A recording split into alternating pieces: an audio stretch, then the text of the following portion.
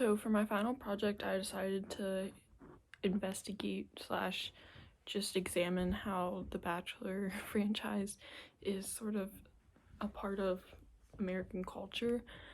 And so this topic is important to me because for the past few years, I've always watched the seasons of Bachelor, The Bachelorette, Bachelor in Paradise, and so does a lot of people around me.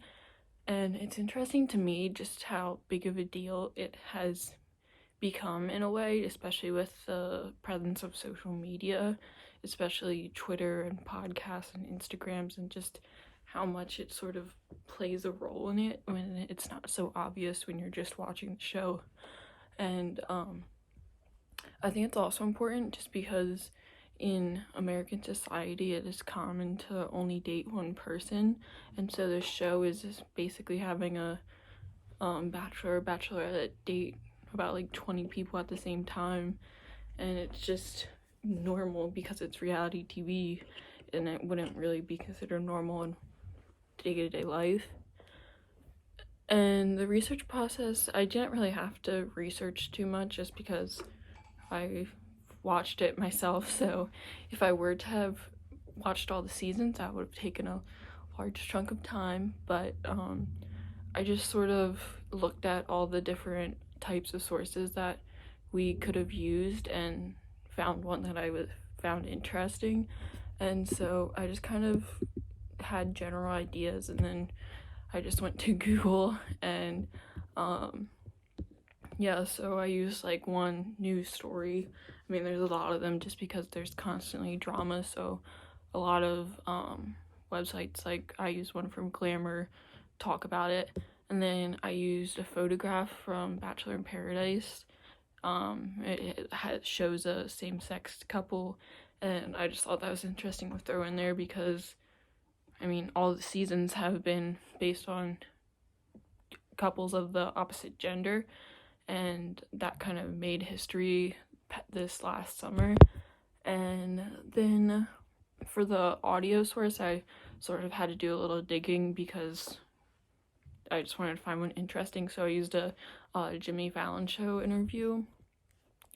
And then I used social media because that's what a lot of the people that, like the contestants, are on social media, and their platforms really grow once they go on the show. And sometimes it's like, are people there for the right reasons? It's a common theme. And once I found the text, I just kind of learned how sort of much of a joke the show is, because people sort of just use that as a platform to step off of, and just kind of, it's a lot of like, it's really self-motivating for the people on it and not always there for the right reasons. And the argument that I'm making is just how, like, social media really impacts people's lives, because once someone goes on the show, they just instantly gain all these followers, and then also putting into question the motives behind reality TV and how much are they trying to represent real people, or if they're just trying to make money off of it. And I think they're just trying to make money off of it.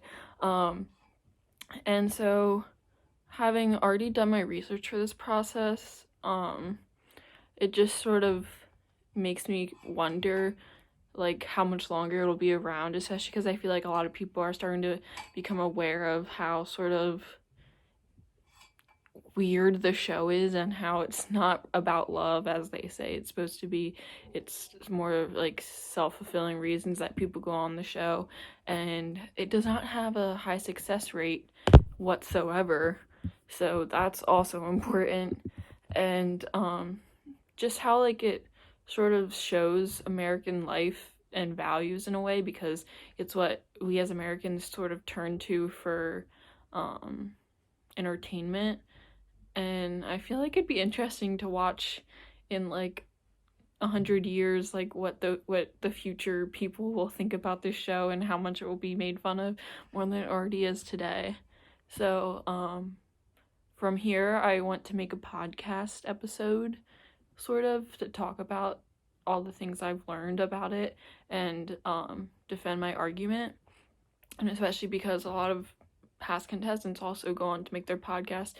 So I think it'd be interesting to make my own as someone who has never plans on going on The Bachelor.